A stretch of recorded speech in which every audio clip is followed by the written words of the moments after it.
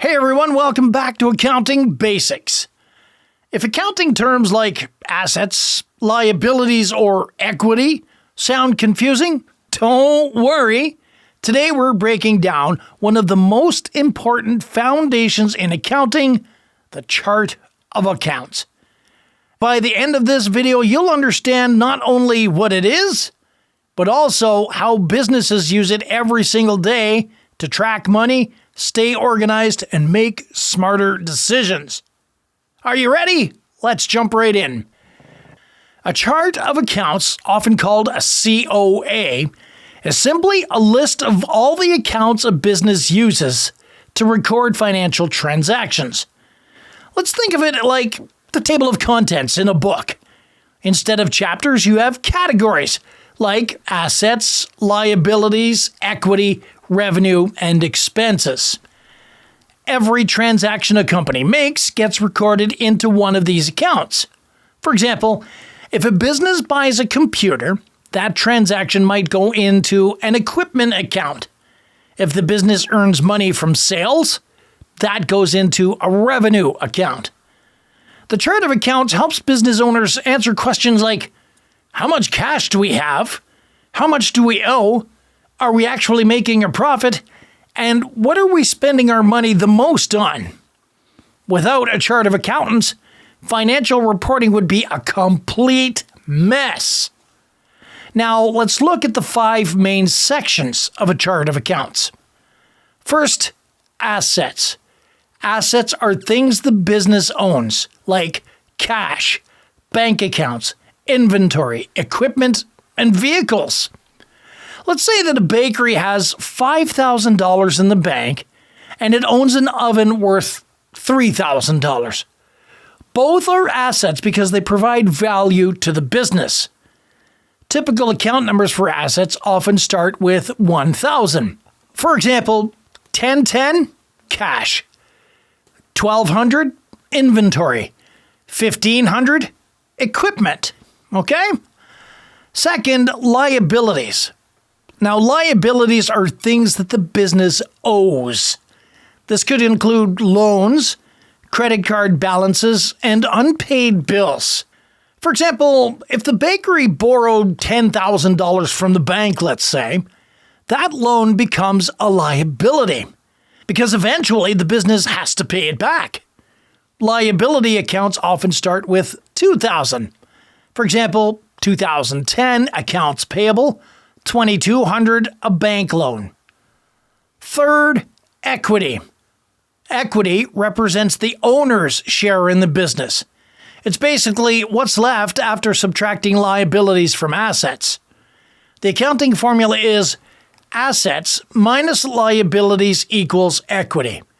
So if the bakery owns $20,000 in assets and owes $5,000, the owner's equity is $15,000. Equity accounts often begin with the number 3,000. Examples include 3010 owner's capital, 3020 retained earnings. Fourth, revenue. Revenue is money that's earned from selling products or services. This is the income coming into the business. For the bakery, the revenue could come from bread sales, coffee sales, and catering orders. Revenue accounts usually start with 4,000. Example, 4010, product sales, 4,100, service revenue. The more revenue a company earns, the healthier the business usually is. And 5, expenses. Expenses are the cost of running the business, like rent, salaries, utilities, and advertising. If the bakery pays $2,000 a month rent, that gets recorded as an expense. Expense accounts often start with the number 5,000. For example, 5010, rent expense. 5,100, utilities expense. 5,200, salary expense. Expenses reduce profit, which is why businesses monitor them so carefully. All right, now let's put all of this together with a simple example. Let's imagine you start a small photography business, okay? On day one, you invest $2,000 of your own money into this business. That transaction affects cash, which is an asset, and owner's equity. Next, you buy a camera for $1,200.